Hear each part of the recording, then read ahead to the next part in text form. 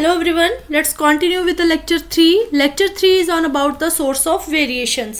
यानी कि किसी भी जीन में या किसी भी इंसान में या किसी पौधे में अगर कोई चेंजेस आ रही हैं या ऑल्ट्रेशंस हो रही हैं, जैसे कि फिजिकल अपीयरेंस में या फिर उसके जेनेटिक अपीयरेंस में, जेनेटिक कॉन्स्टिट्यूशन में, तो कैसे वो वेरिएशंस हो रही हैं, क्या सोर्सेज हैं उन वेरिएशंस के. जैसे कि हाइब्रिडाइजेशन की बात करें तो हाइब्रिडाइजेशन से भी वेरिएशंस आ सकती हैं. म्यूटेशन, स्पॉन्टेनियस म्यूटेशंस जो हैं वो एक वेरिएशन का कारण बन सकती हैं. तो इस लेक्चर में हम स्पेसिफिकली प्लांट्स की बात करेंगे कि प्लांट्स में वेरिएशंस किस तरीके से आ रही हैं. तो ये रहे सोर्सेज ऑफ वेरिएशंस. सबसे पहला सोर्स है plant genetics resources, then Mendelian variations, thereafter hybridization, then chromosome manipulation जिसे कि हम पॉलीप्लॉइडी कहते हैं, thereafter somatic hybridization and then transformation. So ये आपने लर्न करने हैं कि वेरिएशंस के जो सोर्सेज हैं, सबसे पहला source genetic source, Mendelian variations, hybridizations के थ्रू, हाइब्रिडाइजेशन के बाद क्रोमोसोम में अगर चेंजेस आ रहे हैं यानी कि polyploidy, thereafter somatic hybridization and transformation.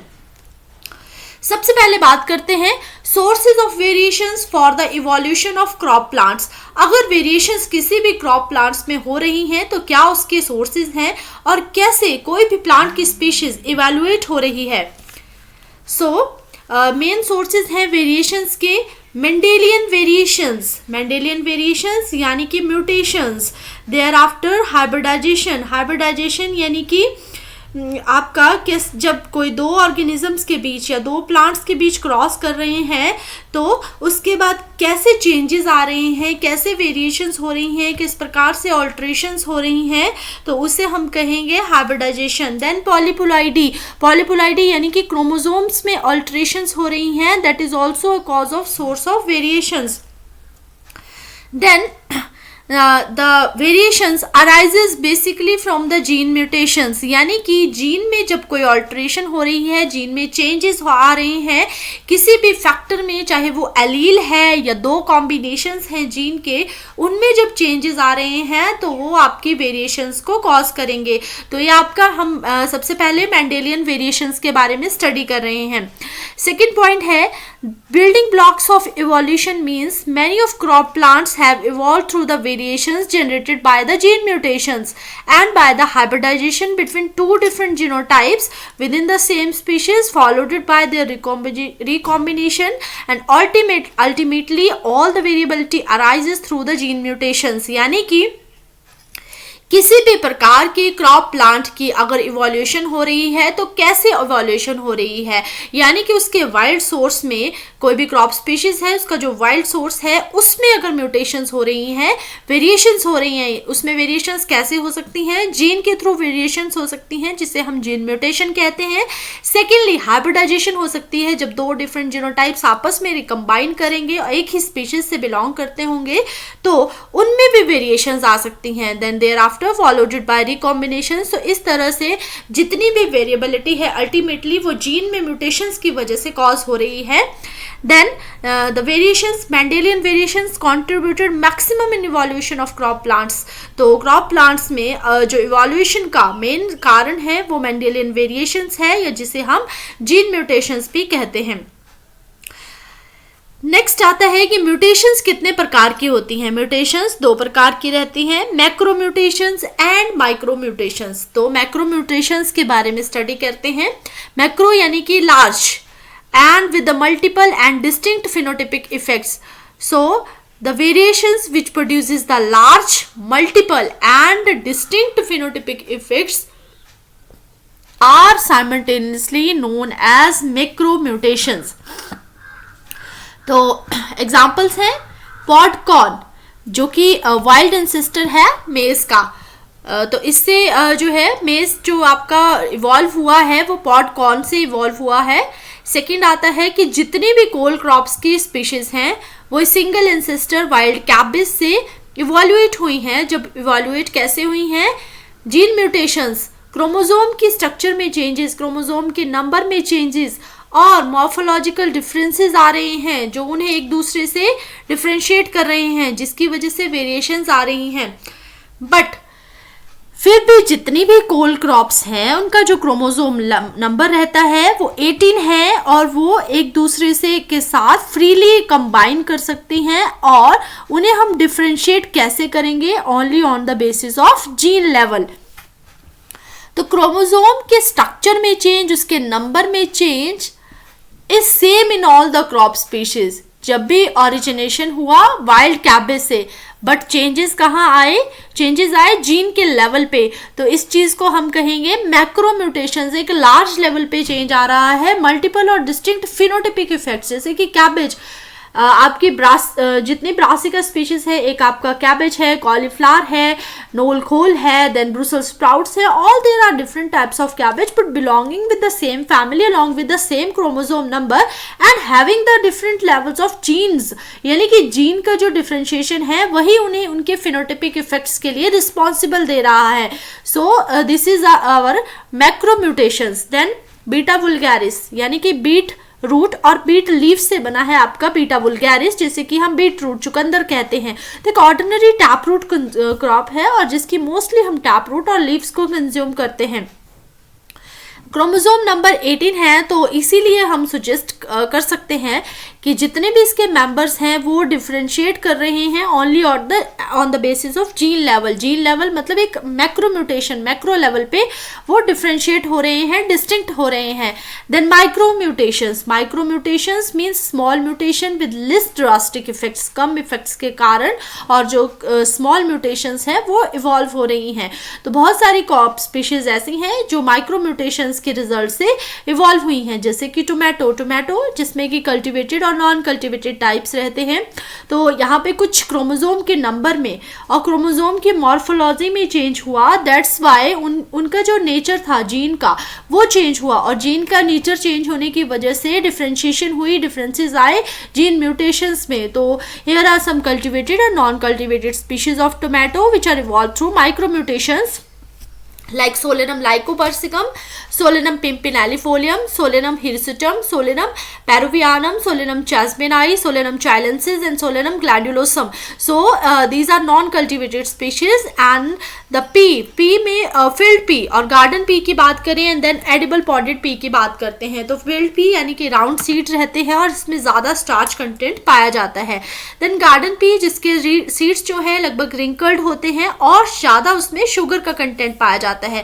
तो इस तरह से हम फील्ड पी और गार्डन पी को भी डिफरेंशिएट कर सकते हैं। देन एडिबल पॉडेड पी जो कि पार्चमेंट लेयर जिसमें एब्सेंट रहती है एडिबल पॉडेड पी में, यानी कि इसकी ऊपर का जो पॉड के बाहर का हिस्सा है, जो उसकी एक पॉड को एनक्लोज करने वाली कैविटी है, एक स्पेस है, उसे भी हम यानी कि कंज्यूम कर सकते हैं। और इनमें जो क्रोमोसोम नंबर रहता है 14 रहता है और ऑल दीज आर क्रॉसेबल, इंडिकेट्स करती हैं कि जीन लेवल पे इनमें डिफरेंसेस हैं।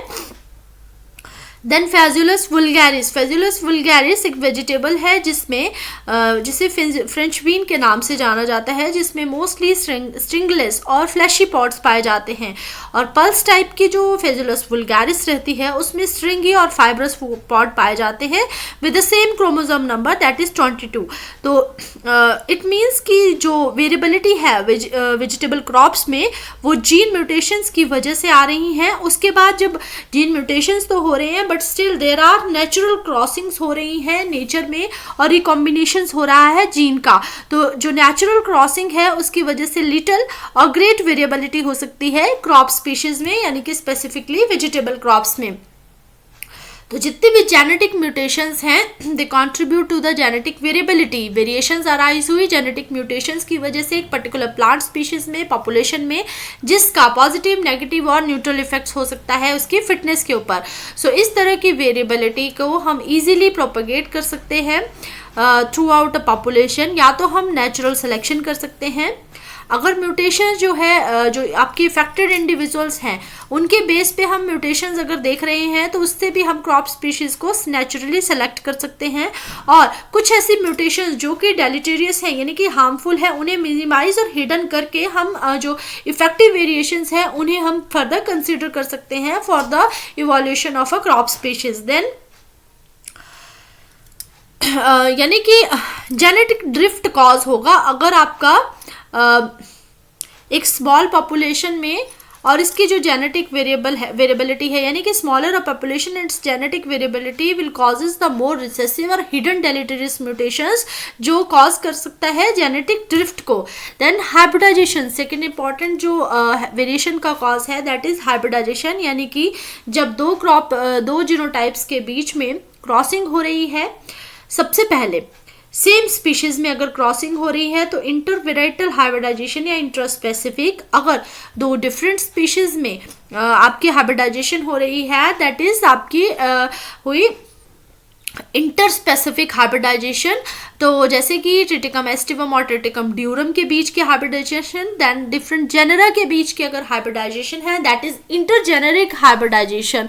सो along with the examples, so specifically अगर बात करें वेजिटेबल्स की, तो कोई भी ऐसी वेजिटेबल नहीं है कोई भी ऐसी वेजिटेबल नहीं है जो कि आपकी इंटरस्पेसिफिक हाइब्रिडाइजेशन से डेवलप हुई हो। सो सीड क्रॉप्स में it is very difficult to get the natural hybrids, and horticulture ornamental crops में जितने भी वेजिटेटेड प्रोपोगेटेड क्रॉप्स हैं उनमें रोल है हाइब्रिडाइजेशन का स्पेसिफिकली। तो जब आप इंटरस्पेसिफिक और इंटरजेनेरिक हाइब्रिड्स बना रहे हैं तो वो हाईली स्टेराइल हाइब्रिड्स रहते हैं और वहाँ पे जो सीड सेटिंग की चांसेस हैं वो कम पाए जाते हैं। देन रिपीटेड बैक क्रॉसिंग अगर हम इसकी कर रहे हैं किसी भी पेरेंटल स्पीशीज के साथ, इधर ए और इधर बी के साथ, तो विदाउट डिस्टर्बिंग द कोई भी टैक्सोनॉमिक इंटीग्रिटी, तो हम ऑफ स्पीशीज ए हम उसकी बैक क्रॉसिंग कर सकते हैं। तो एक स्पीशीज जो है जो बैक क्रॉस से बन के आएगी तो that will be enriched with some degree with some specific genes as compare to the other genes, जो कि वेरिएबिलिटी का कॉज होगा और वो आपका प्रोडक्ट होगा रिकॉम्बिनेशन का along with the back crossing. तो इसे हम इंट्रोग्रेसिव हाइब्रिडाइजेशन कहते हैं, यानी कि transfer of a few gene of a species into the full chromosome complement of the other species, जैसे कि lettuce and corn.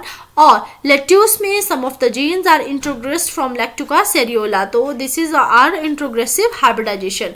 Then in North America, corn has acquired some of the genes of gamma rays of Central America through introgression. So maize और trypanosome में जब cross किया गया that was trial and again it was crossed with the maize. So few of the character of trypanosome that were introgressed in cultivated maize. So homologous recombination क्या है?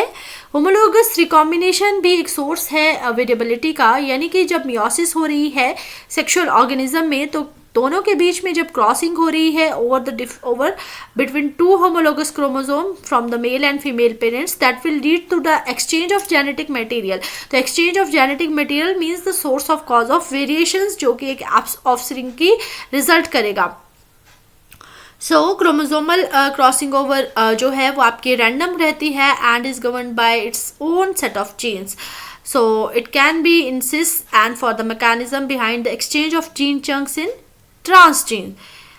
So chromosomal crossing over जो है वो randomly cause हो सकती है, इसका ये मतलब है।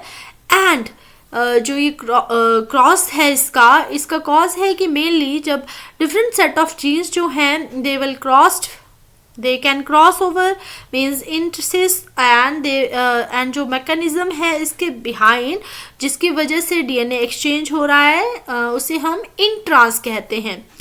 सो जीन रिकॉम्बिनेशन जो हो रही हैं they are the cause of variability यानी कि एक पर्टिकुलर लोकेशन में पर्टिकुलर फ्रिक्वेंसी के ऊपर वेरिएशंस कॉज हो सकती हैं एंड जिसकी वजह से कोई भी पॉपुलेशन है उसे हम इजीली हैंडल कर सकते हैं and we can also differentiate that population according to the behavior and phenotypic assessment. Then immigration and translocation.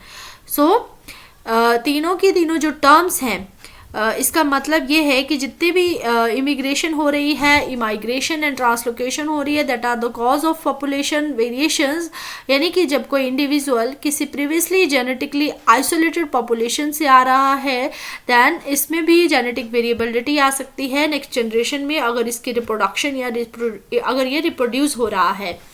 Then polyploidy यानी कि क्रोमोसोम में चेंजेस। तो सबसे पहले पॉलीप्लॉइडी में यूप्लॉइडी की बात करते हैं। तो जो आपका एक बेसिक क्रोमोसोम नंबर रहता है 2n2x, यानी कि वो बेसिक क्रोमोसोम नंबर n जो है वो एग्जैक्टली मल्टीपल है अगर बेसिक क्रोमोसोम का, तो ये आपका यूप्लॉइड रहता है. Then poly means multiple and ploidy means number of sets of chromosome in a particular nucleus of a cell. So presence of more than 2 set of chromosome is known as polyploidy, and polyploidy का great contribution रहता है for the evolution of vegetable crops next to the Mendelian variations. So Mendelian variations के बाद polyploidy का contribution है variations के लिए. Then पॉलीपोलाइडी की वजह से क्या क्या चेंजेस हो सकते हैं. Polyploidy can leads to the large size flower, fruits, other plant parts, जिसकी वजह से जो पॉलीपोलाइड्स रहते हैं मोस्टली यूजफुल रहते हैं and they have slow rate of development. So due to sterility polyploids are generally seedless. Example हैं सीडलेस वाटरमेलन, बनाना. और टाइप्स हैं ऑटोपॉलीपोलाइडी एंड एलोपॉलीपोलाइडी. सो सबसे पहले ऑटोपॉलीपोलाइडी की बात करते हैं. यानी कि मल्टीप्लिकेशन हो रही है सेम सेट ऑफ क्रोमोसोम्स की, तो उसे हम ऑटोपॉलीपोलाइडी कह रहे हैं. Auto means same, that means कि पॉलीपोलाइडी मीन्स कि डिफरेंट सेट ऑफ क्रोमोसोम्स की मल्टीप्लिकेशन हो रही है. और मल्टीप्लिकेशन कौन से सेट की हो रही है? सेम सेट्स की. जैसे कि राई में अगर बात करें 2 and 2x = 14 है, और 2 and 4x जो है जब मल्टीप्लिकेशन हो रही है that will B 28.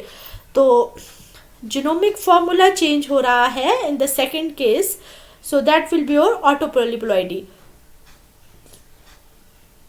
So autopolyploidy जो है वो नेचुरल इवोल्यूशन का कॉज है, but not that much of Mendelian variations, क्योंकि जितनी भी क्रोमोसोमल चेंजेस हो रहे हैं उनमें एब्रीविएशन हो सकती है, स्ट्रक्चर में चेंज हो सकता है, that will cause to the sterility.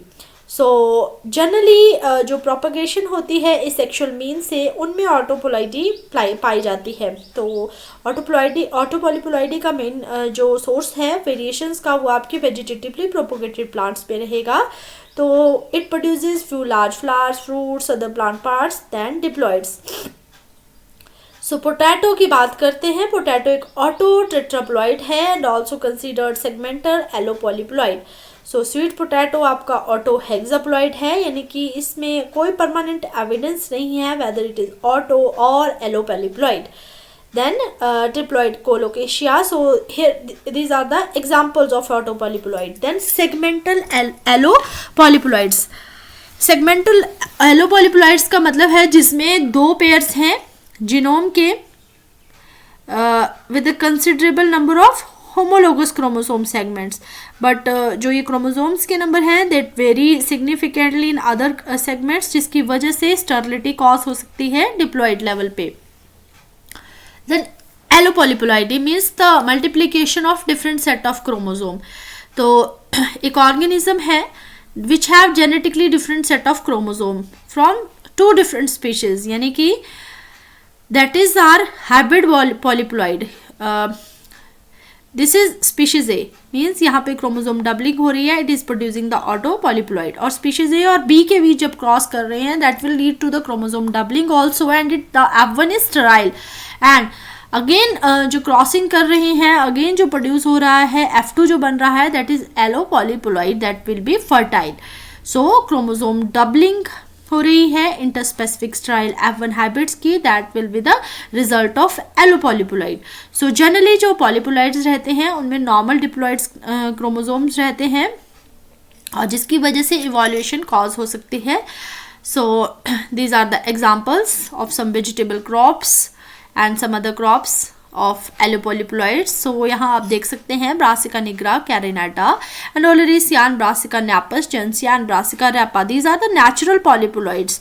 So naturally जब कंबाइन कर रहे हैं तो जैसे ब्रासिका ओलरिसिया और ब्रासिका नैपस जब क्रॉस कर रहे हैं that is they are producing the natural amphidiploids that is napobrassica and the chromosome number is 28. So इसमें जो क्रोमोसोम जो आएगा वो ACC होगा. So these are the some examples of allopolyploids. So ओकरा क्या है? ओकरा आपका एक नेचुरल एम्फीडिप्लॉइड है. कैसे? जब एबलमॉस्कस, ट्यूबरकुलेटस और मॉस्केटा के बीच क्रॉस किया गया तो क्रोमोसोम की डबलिंग हुई. क्रोमोसोम की डबलिंग से जो इवोल्यूशन हुई that will be the your amphidiploids. So these are the examples reported by क्वाडा along with the with particular crop, that is on okra. So Hugo de Varis, that in 1901 discovered a plant with a large appearance called it is at gigas. So normally यहाँ पे कुछ examples दिए गए हैं along with different scientist कि किस किस ने क्या क्या रिपोर्ट किया है, क्या सजेस्ट किया है और क्या पाया है अपनी स्टडीज़ में.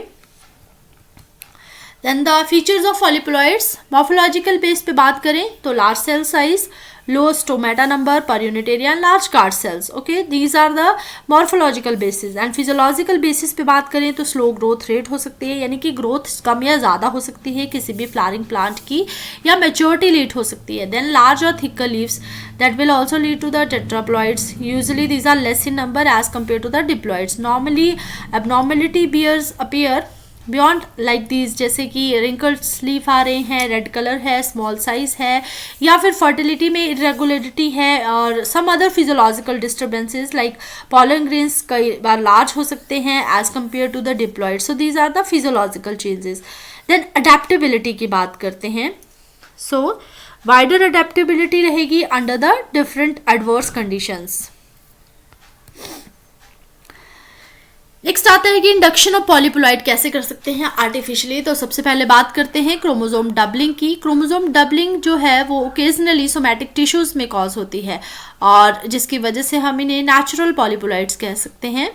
Sometimes these are adventitious and sometimes these leads to the formation of callus development. So callus में कुछ तरह के पॉलीप्लॉइड सेल्स रहते हैं. देन इंडक्शंस, फिजिकल एजेंट्स जैसे कि heat, cold treatment, X rays, gamma rays के रेडिएशन, उसकी वजह से पॉलीप्लॉइड्स प्रोड्यूस हो सकते हैं लो फ्रिक्वेंसी में. देन यहाँ पे कुछ एग्जांपल्स दिए गए हैं कि किस तरह से मेज के प्लांट्स की या उसकी ईयर्स को जब एक्सपोज किया गया for the time of first division of zygote 38 से 45 डिग्री सेल्सियस में, तो उसमें 2 से 5% टेट्राप्लॉइड प्रोजेनिस की प्रोडक्शन हुई. सो हीट ट्रीटमेंट मीन्स कि वो सक्सेसफुल यूज किया गया वीट और राई में. देन केमिकल्स से हम इंडक्शन कर सकते हैं पॉलीप्लॉइडी की. सो यहाँ पे कॉल्सिचीन का एग्जाम्पल दिया गया है.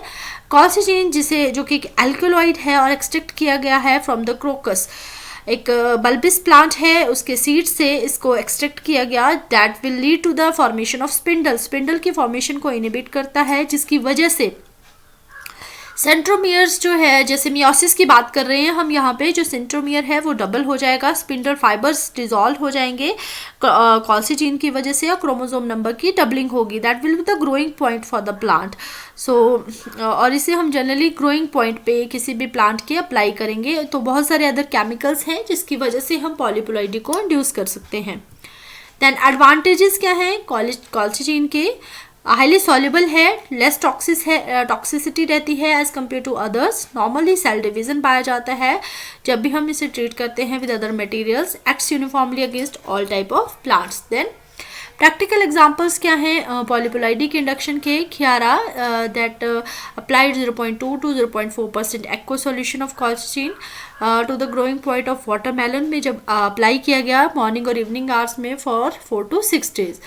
Petra treated the muskmelon seedling at cotyledon stage with 0.4% colchicine emulsion at 4-day interval. तो यहाँ पे इस तरह से colchicines को germinated seeds, immersed solution seedlings के ऊपर यूज़ किया गया. तो different changes पाए गए, क्रोमोसोम की डबलिंग जो है वो नेचर में पाई गई. देन ट्रिप्लॉइड वाटरमेलन की अगर बात करें तो बेसिकली इरेगुलर फ्रूट शेप रहती है और उसमें कुछ हेलो कैविटीज़ पाई जाती हैं फ्रूट्स के अंदर. और जो ट्रिप्लॉइड वाटरमेलन्स हैं they are seedless in position to their fruit setting. So this is about the diploid watermelon. कैसे टेट्राप्लॉइड वाटरमेलन की प्रोडक्शन हुई. देन इनब्रेड से हमने टेट्राप्लॉइड वाटरमेलन को प्रोड्यूस किया. Thereafter hybrid diploid. Then adaptability of crops to the polyploidy. तो crop species with less number of chromosome they respond better to the polyploidy. यानी कि cross fertilisation plants के बीच अगर की जा रही है दैट मीन्स कि बेटर चांसेस ऑफ सक्सेस रह सकते हैं उसमें. फॉर एग्जांपल अगर वेजिटेटिव पार्ट्स में अगर हम polyploidy vegetative parts of the plants में अगर हम पॉलीप्लॉइडी को जो है वो इंड्यूस कर रहे हैं तो उनमें एक अच्छे चेंजेस और अच्छा रिस्पॉन्ड पाया गया है. Then indirect use of polyploidy जो है वो है आपका ट्रिप्लॉइड वाटरमेलन में.